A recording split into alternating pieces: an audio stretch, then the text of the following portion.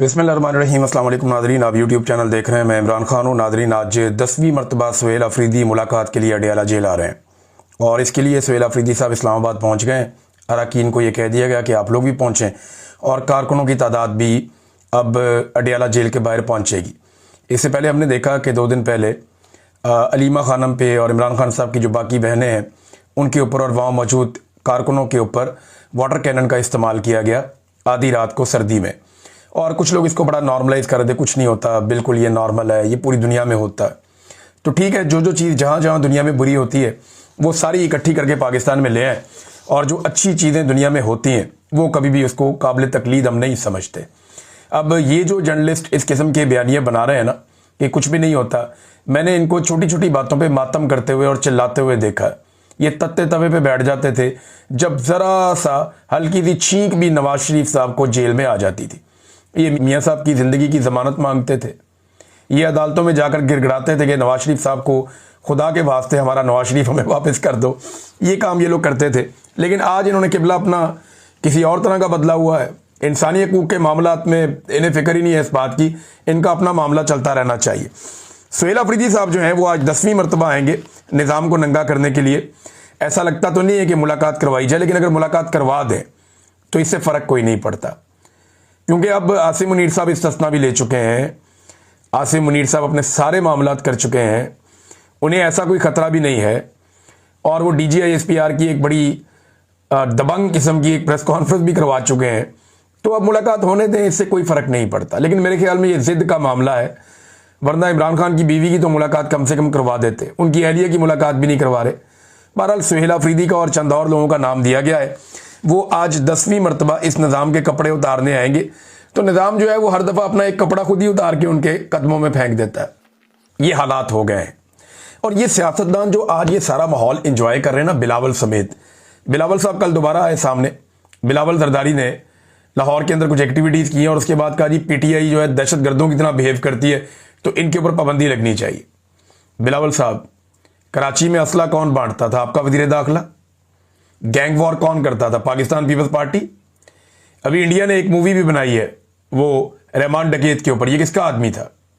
बेनज़ीर भुट्टो की गाड़ी चलाता था ना, याद है आपको?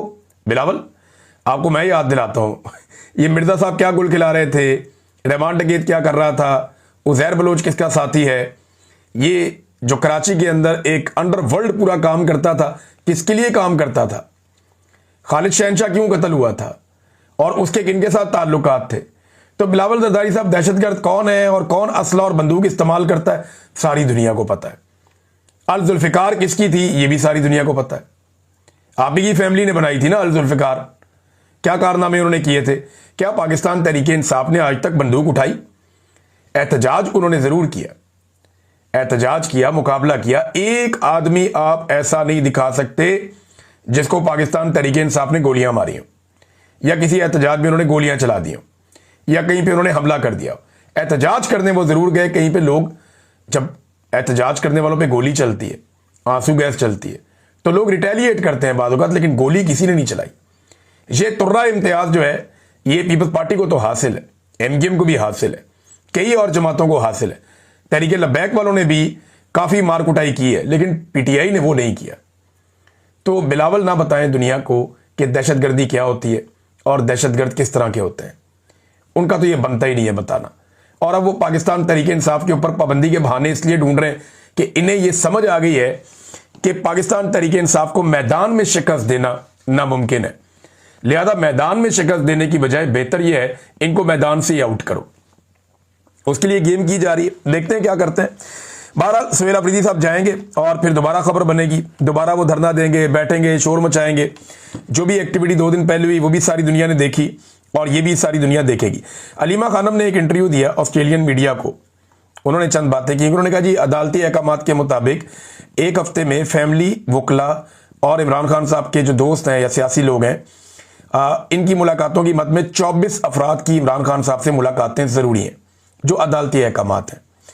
लेकिन ये पिछले 1 साल से मुलाकातें महदूद कर रहे हैं। ये पहले 6 फैमिली मेंबर से 3 पर और 3 से फिर 1 पर और फिर बिल्कुल मुलाकात पर पाबंदी पर पहुंच गए हैं, ये अलीमा खानम ने कहा। उन्होंने कहा इनके लिए मसला ये है कि इमरान खान इस वक्त 85 से 90% तक अवाम की आवाज़ है। और 11 दिसंबर को इंसदाद दहशतगर्दी की अदालत में मैं पेश हो रही हूँ, यानी आज के दिन, और चार्ज होकर शायद सज़ा की तरफ ये मुकदमा जा रहा है। मेरे ऊपर इल्ज़ाम ये है कि इमरान खान का पैगाम मैंने कौम तक क्यों पहुँचाया, और इमरान खान का पैगाम ये था कि कौम अपने हुकूक के लिए, जमहूरियत के लिए, रूल ऑफ लॉ के लिए खड़ी हो जाए। ये जनाब अलीमा खानम ने इंटरव्यू दिया। एक और बात उन्होंने कि इमरान खान ने पैगाम भेजा कि आसिम मुनीर का ज़हनी तवाज़ुन दुरुस्त नहीं है, अगर मुझे या बुशरा बीबी को कुछ हुआ तो तनहा इसका जिम्मेदार आसिम मुनीर होगा और किसी पे जिम्मेदारी नहीं आएगी। ये अलीमा खानम ने बैनुल अक़वामी मीडिया को इंटरव्यू दिया, काफ़ी वायरल हो रहा है ये इंटरव्यू। और इसके अलावा एक और जनरल नईम लोधी साहब हैं, उन्होंने एक ट्वीट किया है। आप ज़रा इसके ऊपर गौर करें तो आपको अंदाज़ा हो जाएगा कि कितनी सिंपली उन्होंने वो सारी चीज़ें कौम के सामने रख दी हैं जो इतने लंबे अरसे से एस्टेब्लिशमेंट को समझ नहीं आ रही। अब ये रिटायर्ड जर्नैल हैं, ये कहते हैं आज अगर आप डिप्लोमेसी डिप्लोमेट्स के हवाले कर दें, मईशत इकोनॉमिस्ट के हवाले कर दें, सियासत सियासतदानों के हवाले कर दें, बातचीत कबायली बड़ों और सियासतदानों के हवाले कर दें और अपने काम पर तवज्जो मरकूज करें, अगर 6 माह में सब ठीक ना हो जाए तो आप कहिएगा।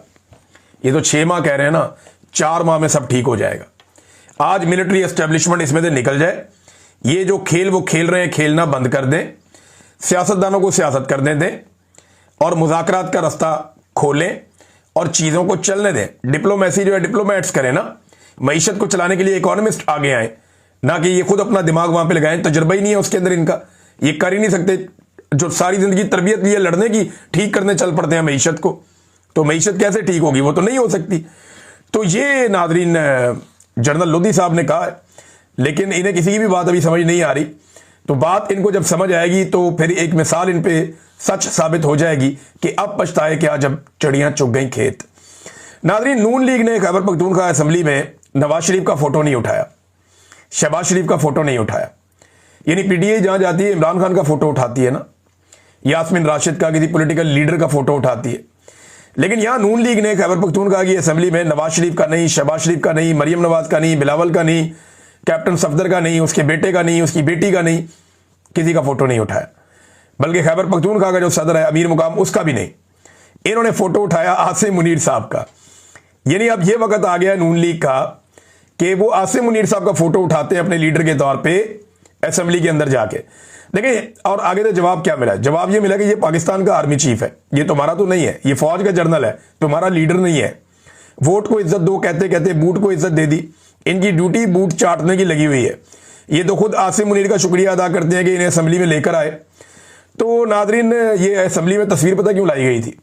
ये इसलिए लाई गई थी कि पाकिस्तान तहरीक इंसाफ के अरकान गुस्से में आए और कोई झपट के इनसे तस्वीर छीने और कोई वीडियो बने, उसके बाद कोई बहुत बड़ा मुद्दा खड़ा हो जाए और एक नई बहस शुरू हो जाए मुल्क के अंदर। लेकिन पीटीआई उन्होंने भिगो के लित्तर मारे नून लीग को, लेकिन तस्वीर नहीं उन्होंने छीनी, बल्कि बाद में उन्होंने वो इजलास ही खत्म कर दिया। तो ये नून लीग की औकात रह गई है टोटल। उनकी सारी सियासत का इन्हिसार आसिम मुनीर साहब पर है। नवाज शरीफ पे या शहबाज शरीफ पे या कारकर्दगी पे या इनकी सियासत पे या इनकी मकबूलियत पे, किसी चीज़ पे उनका इन्हिसार नहीं है। इनका सारा इन्हिसार आसिम मुनीर साहब पे है कि वो इन्हें बचाएंगे। और आसिम मुनीर साहब को ना, मैं एक वैसे कभी मैं मशवरा देता नहीं, किसी को भी नहीं देता, लेकिन यहाँ हालात इतने ख़राब हैं कि उन्हें चाहिए कि अपने जो मुशीरान है ना, उनको ज़रा तब्दील करें। ख़ास तौर पे जो लोग उन्हें तकरीरें लिख के देते हैं, उन्हें बताते हैं क्या कहना है क्या नहीं कहना। कोई भी असरदार बयानियां बनाने में पाकिस्तान की मिलिट्री एस्टेब्लिशमेंट अभी तक मुकम्मल तौर पे नाकाम रही है। आसिम मुनीर साहब कोई भी एक ऐसी तकरीर या एक ऐसा जुमला नहीं कह पाए जो कौम जिसको फॉलो कर रही हो, या उसको अब पुराना माल ले आते हैं, उसकी नई पैकिंग करके बेचने की कोशिश करते हैं। यानी वही बातें जो ज़ियाउल हक के दौर से चली आ रही हैं, वही बातें जो मुशर्रफ के दौर से चली आ रही हैं, जो बातें गुज़िश्ता डिक्टेटर्स कह चुके हैं, वही बातें दोबारा दोबारा होती हैं। यानी हरमैन शरीफैन की हिफाजत वाला जो बयानिया है वो आपको याद है कि जनरल मुशर्रफ ने भी बेच दिया था, जनरल ज़ियाउल हक ने भी मादी में बेच दिया था। अब तो यानी हमारा एक नया बयानिया होना चाहिए कि हम हमास के हथियारों से इसराइल की हिफाजत करने जाएंगे और इसराइल के तहफ़्फ़ुज़ की ज़मानत जो फ़ौजें देगी उनमें एक पाकिस्तान की फ़ौज भी मुबैना तौर पर हो सकती है। अब तो बयानिया ये बनाना चाहिए। इमरान खान ने रियासत मदीना कहा, उसकी जगह पे जनरल साहब को बताया गया कि आप रियासत तैयबा का नाम ले लें, तो क्या फ़र्क है? यानी इमरान खान का बयानिया ही अगर आपने बाद में लेकर आना था तो फिर इमरान खान को निकालने का फायदा क्या हुआ, अगर उसी की नकल करनी है तो। और पाकिस्तान जिंदाबाद की जगह पाकिस्तान हमेशा जिंदाबाद इन्होंने लगा दिया। अब जिसने भी ये मशवरा दिया हमेशा जिंदाबाद वाला, उसके तो दिमाग पे मुझे मातम करने को दिल करता है। भाई पाकिस्तान जिंदाबाद, जिंदाबाद का मतलब क्या है कि ये हमेशा जिंदा रहेगा, इसमें हमेशगी शामिल है। ये पाकिस्तान हमेशा जिंदाबाद ये क्या है? आप जोर से कहना पाकिस्तान, तो आगे से सारी दुनिया ये कहेगी हमेशा जिंदाबाद, कोई नहीं कहेगा। जब आप कहेंगे पाकिस्तान, सारे बोलेंगे जिंदाबाद। तो चंगा भला पाकिस्तान का 78 साल से नारा चल रहा था और किसी बंदे ने यह मशवरा दे दिया कि जनाब आप ना कहा करें पाकिस्तान हमेशा जिंदाबाद। और भाई जिंदाबाद के अंदर जो है वो हमेशगी ऑलरेडी मौजूद है। ये उर्दू को जानने वाला कोई बुनियादी जानने वाला आदमी भी बता देगा कि ये जुमला ही गलत है। पाकिस्तान जिंदाबाद ये रियल वर्ड है। जब आप हमेशा जिंदाबाद कहते हैं तो जिंदाबाद का मतलब ही हमेशा का है। जिंदाबाद यानी जिंदा रहेगा, तो उसमें हमेशगी पहले से ही आ गई है। बहरहाल लिख के देने वाले भी जो है ना वो नैले ही है। मुझे लगता है जनरल साहब को अपनी टीम के बारे में सोचना चाहिए। अब नाजरीन ने कुछ इतलात आ रही हैं और ये मेरे पास बराह रास्त नहीं है। कुछ जर्नलिस्ट हैं, रियाजुल हक साहब हैं, कुछ और लोग हैं, कुछ लोगों ने वीडियो भी इस पे बनाई है। वो दावा कर रहे हैं कोई फैमिली ब्लॉगर्स और टिकटॉकर्स को इकट्ठा किया जा रहा है और बजाहिर यह है कि कोई बिग ब्रदर है जो इकट्ठा कर रहा है और उसको कोई फरिश्ता करार दिया जा रहा है कि बिग ब्रदर जो है वो फरिश्ते हैं, बड़े कमाल लोग हैं। देखिए मैं चंद चीजें सामने रख देता हूं, ये जरा फैमिली ब्लॉगर्स भी गौर से मेरी बात सुन लें। मुझे उनसे बड़ी हमदर्दी है। मैं एक्चुअली ये चीजें देखता नहीं हूं, मेरी दिलचस्पी सिर्फ सीरियस कंटेंट में होती है। अपना रिसर्च के लिए इतना टाइम गुजर जाता है, सारा दिन खबरों के अंदर चीजें पढ़ने में, बहुत सारी चीजें लिखने में। मैं बल्कि किताब के ऊपर काम कर रहा हूँ, डॉक्यूमेंट्रीज पे काम कर रहा हूँ, तो बिल्कुल टाइम मिलता ही नहीं है। फिर कोई ना कोई इवेंट्स आ जाते हैं, पीछे फ्लड था उसमें बहुत भाग दौड़ करनी पड़ी, अभी हर हफ्ते कोई ना कोई इवेंट आ जाता है तो उसमें भी जाना पड़ता है, टाइम मिलता नहीं है। लेकिन मैं इन्हें एक मशवरा लगे हाथों दे देता हूं कि इन्हीं बिग ब्रदर्स की वजह से आज तक पाकिस्तान में इदारे नहीं बन पाए। इन्हीं की वजह से कभी सियासी और माशी इस्तेहकाम पाकिस्तान में नहीं आया। इन्हीं बिग ब्रदर्स की वजह से क्लाशनकोफ कल्चर पाकिस्तान में आया। इन्हीं की वजह से आधा पाकिस्तान 1971 में टूट गया। बलूचिस्तान और कबायली इलाकों में जबरी गुमशुदगियां यही बिग ब्रदर्स करते हैं। उसामा बिन लादेन पाकिस्तान में इन्हीं की वजह से मारा गया।